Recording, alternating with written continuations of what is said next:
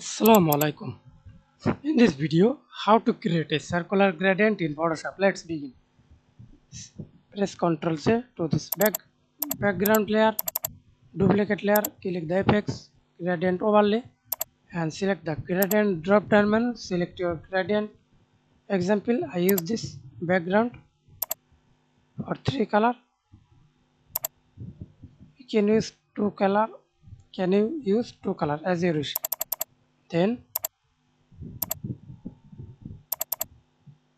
use this lightness color.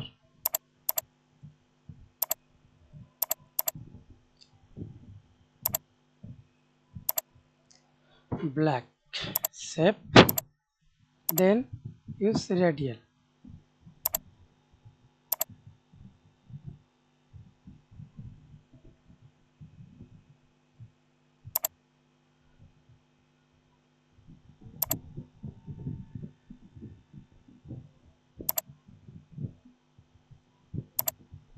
I remove this color.